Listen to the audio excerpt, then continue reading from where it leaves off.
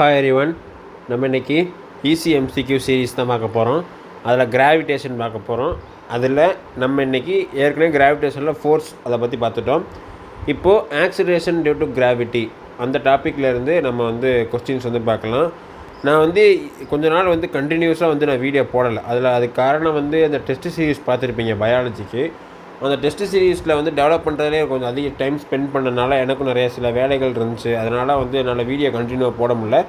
இதுக்கப்புறம் ECMCQ series physics நான் போட்டுக்கிட்டு இருக்கேன். அதை நான் கரெக்டாக கண்டினியூ பண்ணுறேன். அதுக்கப்புறம் கெமிஸ்ட்ரிக்கும் ஒரு 120+ மார்க் வாங்குகிற மாதிரி கண்டிப்பாக சீரீஸ் நான் ஸ்டார்ட் பண்ணுறேன். ஓகேவா? இப்போ நம்ம இந்த சீரீஸை நம்ம பார்க்கலாம். நம்ம கிராவிடேஷனில் ஏற்கனவே ஃபோர்ஸ் பார்த்துட்டோம். Universe law of attraction. இப்போ ஆக்சிலரேஷன் டியூ டு கிராவிட்டி. இந்த ஆக்சிலரேஷன் டியூ டு கிராவிட்டி இருக்குல்ல, இதோட ஃபார்முலா முதல் நமக்கு தெரியணும். அது தெரிஞ்சால் மட்டும்தான் நம்ம கரெக்டாக போட முடியும். Formula G=m/r². ஓகேவா? இந்த ஒரு ஃபார்முலா தான் ஆக்சிலரேஷன் டியூ டு கிராவிட்டி. இதை வச்சு தான் நம்ம இப்போ எல்லா சமம் பார்க்க போகிறோம். ஓகேவா? ஃபஸ்ட்டு கொஸ்டின் என்ன சொல்கிறாங்க? The radius of earth is about 6400 kilometre. அதாவது எர்த்தோட ரேடியஸ் 6400 கிலோமீட்டர். மார்ஸோட radius 3200 kilometre. Mass of earth 10 times mass of Mars. அதாவது எர்த்தோட மாஸ் 10 மடங்கு மாஸ் ஆஃப் மார்ஸுக்கு ஈக்குவலாக இருக்கான். Object weighs 200 on newton on surface of Earth. The weight surface of Mars will be. அதாவது எர்த்தில் ஒரு ஆப்ஜெக்டோட வெயிட் அந்த ஃபோர்ஸ் 200 நியூட்டன் அப்படின்னால் மார்ஸில் அதோட வெயிட் என்ன அப்படின்னு கேட்குறாங்க. அப்போ வெயிட்னா என்ன? நமக்கு என்னது வெயிட்னா mg ஃபார்முலா தெரியும். இது வெயிட் ஆஃப் எர்த் எடுத்துட்டா இங்கே கிராவிடேஷன் ஆஃப் எர்த். அதுவே நீ வெயிட் ஆஃப் மார்ஸ் அப்படி எடுத்துட்டா அதே ஆப்ஜெக்ட் தானே. அப்போ சேமே மார்ஸ் இது கிராவிடேஷன் ஆஃப் இது வரும். இவங்க இதை கொடுத்துட்டாங்க. வெயிட் ஆஃப் மார்ஸ் கொடுத்துட்டு இதை தான் என்னன்னு கேட்குறாங்க. அப்போ நம்ம ரேஷியோ டைப்பில் போட்டால் ஆன்சர் கிடச்சிரும். அப்போது weight of earth divide by weight of Mars is equal to M cancel ஆயிரும்ல, ஏன்னா சேம்னால. அப்போ G is equal to GM. இந்த G தான் என்னது நம்ம சொன்ன G is equal to acceleration due to gravity GM/r². அப்போ இந்த இடத்துல நீ G சப்ஜெக்ட் பண்ணால் உனக்கு ஆன்சர் ஈஸியாக கிடச்சிரும். அப்போ வெயிட் ஆஃப் எர்த் என்னது 200 newton divide by weight of Mars is equal to இது இந்த இடத்துல GM/r² போடு. G mass of Earth divide by radius of Earth square. இப்போ இதுக்கு நீ போட்ட அப்படின்னா GE mass of Mars radius of Mars whole square. இந்த ஜியும் இந்த ஜியும் சேமு, அதனால் கேன்சல். இப்போ 200 equal to weight of Mars is equal to mass of Earth. இந்த மாஸ் ஆஃப் எர்த் 10 டைம்ஸ் இங்கே கொடுத்துருந்தா 10 டைம்ஸ் மாஸ் ஆஃப் மார்ஸ்ன்னு சொல்லியிருந்தோம். அப்போ மாஸ் ஆஃப் எர்த்தில் 10 டைம்ஸ் மாஸ் ஆஃப் மார்ஸ்ன்னு சப்ஜெக்ட் பண்ணலாம். அப்படி தானே? ரேடியஸ் ஆஃப் எர்த் எவ்வளோ? 6400 கிலோமீட்டர் ஸ்கொயர். அப்போ 6400 2 தடவை போடு. இங்கே ரேடியஸ் ஆஃப் மார்ஸோட 3200. மார்ஸ் 3200 தானே? ஆமாம், 3200 இன்ட்டு, ஏன்னா அதுவும் ஸ்கொயர் 3200 டிவைட் பை இங்கே மாஸ் ஆஃப் மார்ஸ் அப்படியே இருக்கட்டும். இப்போ இதை மாஸ் ஆஃப் மார்ஸு கேன்சல் பண்ணிடு. இப்போ 1 இது 2 இது 1 இதுவும் 2 அப்படி தானே? இந்த 0 கேன்சல். மிச்சம் இருக்கலாம் நீ பண்ணு.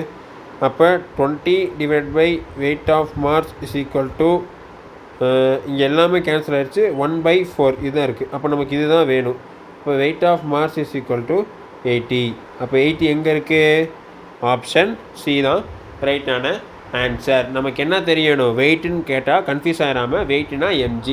ஜின்ற இடத்துல இது ஆக்சிலரேஷன் டியூ டு கிராவிட்டின்னு இந்த ஃபார்முலா சப்ஜெக்ட் பண்ண தெரியும். 2 ஸ்டெப்பு. வெயிட்னா இந்த ஃபார்முலா, அந்த ஜின்ற இடத்துல சப்ஜெக்ட் பண்ண தெரிஞ்சிருச்சு அப்படின்னா நீ ஈஸியாக சால்வ் பண்ணிடுவேன். இதுதான் இதுக்கான மெத்தட். ஓகேவா? இப்போ அதே ஃபார்முலா வச்சு வேறு விதமாக கேட்டால் எப்படி கேட்கலாம் அதை பற்றி பார்க்கலாமா? Second question.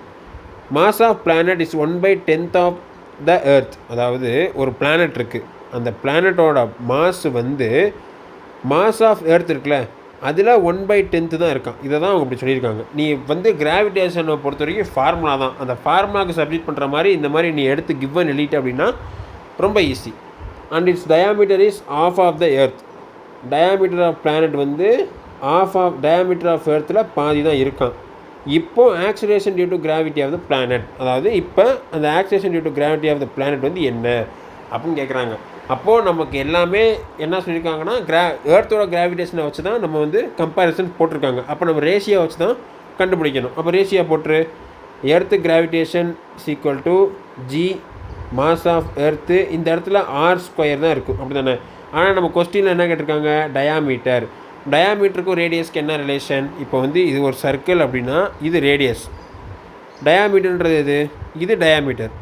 அப்போது டயாமீட்டருன்றது 2 டைம்ஸ் ஆஃப் ஆர், அப்படி தானே?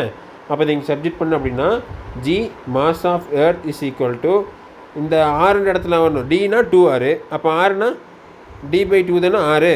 அப்போ ஆறு இடத்துல d/2 சப்ஜெக்ட் பண்ண அப்படின்னா d/2 ஹோல் ஸ்கொயர், ஏன்னா r² இருக்குது. அப்போது ஜி எம்மு d²/4. இந்த 4 மேலே போச்சு அப்படின்னா earth gravitation is equal to 4gm earth is equal to இது வந்து டயாமீட்டர் ஆஃப் எர்த். அப்போ 4gm/d² தான் நம்ம வந்து டயாமீட்டர் வச்சு கண்டுபிடிக்கும். நம்ம வந்து உடனே கன்ஃபியூஸ் ஆகிடக்கூடாது. ஆறுன்னு கொடுத்துருக்காங்க, நமக்கு ஆறாவது தானே தெரியும், டயாமீட்டர்னு என்னன்னு தெரியாது. அதெல்லாம் ஒன்றும் கிடையாது, இது சிம்பிளானதான்.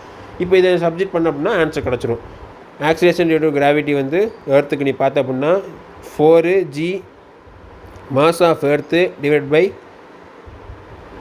இது டயாமீட்டர். அதே மாதிரி அந்த பிளானட் ஜிபி அதுக்கு நீ சப்ஜெக்ட் பண்ண அப்படின்னா 4g mass of planet diameter of planet whole square. இப்போ வந்து அவங்க கொடுத்த டேட்டா வந்து என்ன? மாஸ் ஆஃப் பிளானட் வந்து 1/10 தான் இருக்குது. அப்போ மாஸ் ஆஃப் பிளானட்டில் 1/10 சப்ஜெக்ட் பண்ணுறேன்.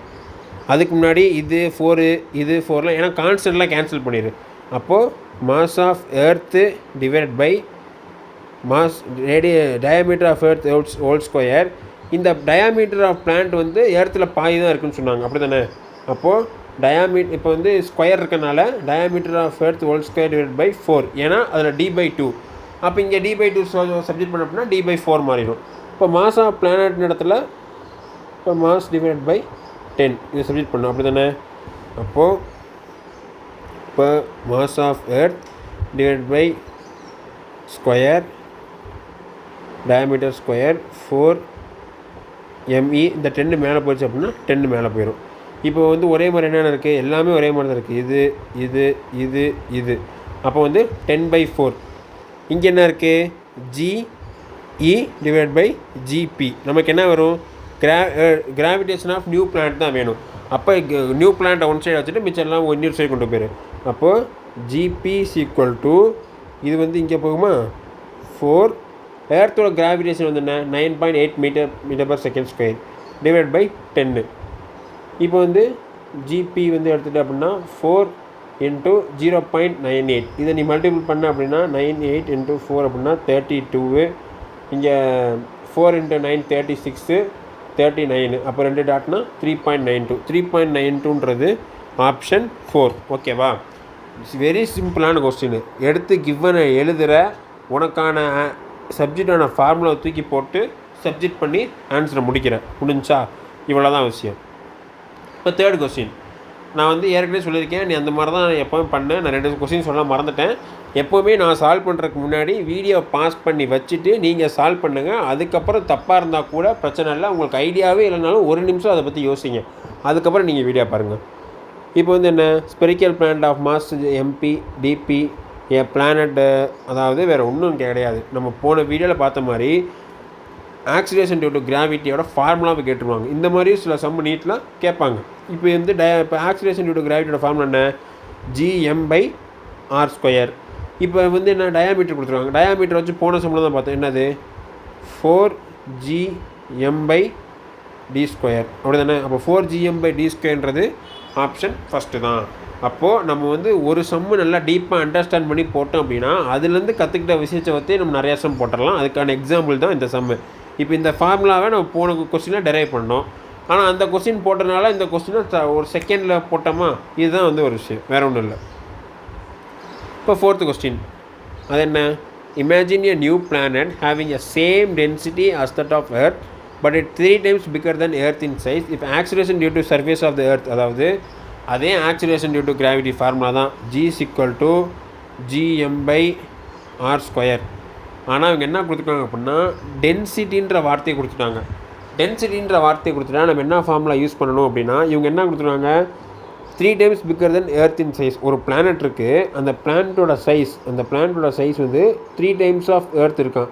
அப்போ நம்ம வந்து ரேஷியோ எடுக்கிறன்ற பேரில் இங்கே சப்ஜெக்ட் பண்ணிடக்கூடாது. ஏன்னா இந்த ஃபார்முலா டென்சிட்டி இருக்கா, ஆனால் இவங்க என்ன சேம் டென்சிட்டின்னு கொடுத்துருக்காங்க. அப்போ சேம் டென்சிட்டி அப்படின்னா டென்சிட்டியோட ஃபார்முலா என்ன? டென்சிட்டினா மாஸ் பை வால்யூம். அப்போ இங்கே மாஸ் தான் இருக்குது. அப்போ மாஸுக்கு பதிலாக தான் நம்ம டென்சிட்டி சப்ஜெக்ட் பண்ண போகிறோம். அப்போ நீ இந்த வால்யூம் அங்கே கொண்டு போயிரு. Mass is equal to density into volume. Volume of ஸ்பியரில் என்ன வரும்? ரோ இன்ட்டு 4/3 πe r³ ஓகேவா? அப்போ இந்த மாசுன்ற இடத்துல சப்ஜெக்ட் பண்ணு. g is equal to g rho into 4/3 π r³. கீழே வந்து என்னது? r². அப்போ r²ம் r³ கேன்சல் ஆச்சு அப்படின்னா g rho 4πr divide by 3. இதுதான் வந்து என்னது? டென்சிட்டியை வச்சு இருக்கக்கூடிய ஆக்சிலரேஷன் டியூ டு கிராவிட்டி. இவங்க கொடுத்துருக்க டேட்டா என்ன? ஒரு பிளானட் வந்து சேம் டென்சிட்டியில் இருக்குது, 3 டைம் எர்த்தோட பெருசாக இருக்குது. அப்போ ஆக்சிலரேஷன் டியூ டு கிராவிட்டி என்ன? வேறு மாஸை பற்றியோ வேறு லிங்க் எதுவுமே இல்லை. அப்போது நம்ம கிவன் டேட்டா என்ன? Density of planet is equal to density of Earth, but radius of planet is equal to 3 times of radius of Earth. அப்போது நமக்கு வந்து இது தேவையில்லை, இது தேவையில்லை, இது தேவையில்லை, இது தேவையில்லை. இது இந்த 3 ரோ ஆர்ஜி இருந்தாலே போதும். அப்படி தானே? அப்போது நமக்கு என்ன வேணும்? Density of Earth, radius of Earth divide by density of planet, radius of planet is equal to இங்கே என்னது? இந்த formula acceleration due to gravity, Earth divide by due to planet. இப்போ வந்து இதுவும் கேன்சல், ஏன்னா ரெண்டுமே சேம் தானே. அப்போ இது வந்து கேன்சல் பண்ணிடலாம். அப்போ ரேடியஸ் ஆஃப் பிளானட் வந்து 3 times of radius of Earth இருக்குது. அப்போ அதை மட்டும் சப்ஜெக்ட் பண்ணுங்கள். Radius of earth is equal to 3 times வந்து ரேடியஸ் ஆஃப் எர்த் அப்படின்னு போட்டோம் அப்படின்னா இது வந்து கேன்சல். அப்படி தானே? அப்போ நமக்கு என்ன வரும்? ரேடியஸ் ஆஃப் பிளானட் தானே வேணும். அப்போ இதை ஒன் சைடாக கொண்டு போனோம் அப்படின்னா acceleration due to gravity is equal to 3 times of. அப்போ வந்து என்னது? ஆன்சர் வந்து டைரெக்டாக சொல்லிடலாம். ஓகேவா? நான் அதை ஏன் வந்து நான் டெரைவ் பண்ணி காமிக்கிறேன் அப்படின்னா, சில பேர்த்துக்கு இந்த ஃபார்முலா தெரியாது, நிறைய பேர்த்துக்கு தெரிஞ்சிருக்கும், தெரியாதவங்களுக்கு நான் சொல்கிறேன். இது ஒரு எல்லாமே ஈஸியான மாடல் தான். ஆனால் ஃபார்முலா தான் கிராவிடேஷனில் மனப்பாடம் பண்ணணும். மனப்பாடம் பண்ணிட்டேன் ஃபார்முலா அப்படின்னா கிராவிடேஷனை ஈஸியாக சால்வ் பண்ணிடலாம். இப்போ 5th question. Acceleration due to gravity on the planet A is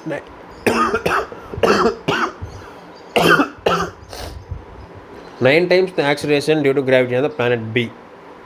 அதாவது பிளானட் ஏல இருக்கக்கூடிய ஆக்சிலரேஷன் வந்து 9 times பிளானட் பியில் இருக்கக்கூடிய ஆக்சிலரேஷனுக்கு ஈக்குவலாக இருக்கும். அதாவது நீ பார்த்த அப்படின்னா நம்ம சால்வ் பண்ண எல்லா சம்முலையும் இந்த மாதிரி ஒரு டேட்டா இருக்குது. அது கிராவிட்டியாக இருக்குது, இல்லைனா ரேடியஸாக இருக்குது, இல்லைனா டென்சிட்டியாக இருக்குது, இல்லைனா மாஸாக இருக்குது, இல்லை ஏதோ இருக்குது. ஆனால் அவங்க கொடுக்குறது எல்லாமே ரேஷியாக வச்சு தான் கேட்குறாங்க. அப்போது நீ கொடுக்குற டேட்டாவை நீ கிவனாக மாற்ற தெரிஞ்சிருச்சு, அந்த எபிலிட்டி உனக்கு வந்துருச்சு அப்படின்னாலே நீ பாதி சம்மா சால்வ் பண்ணிடலாம். ஓகேவா? அப்புறம் a man jump height of 2 meter on the surface A, what is the height jump of same person on planet B?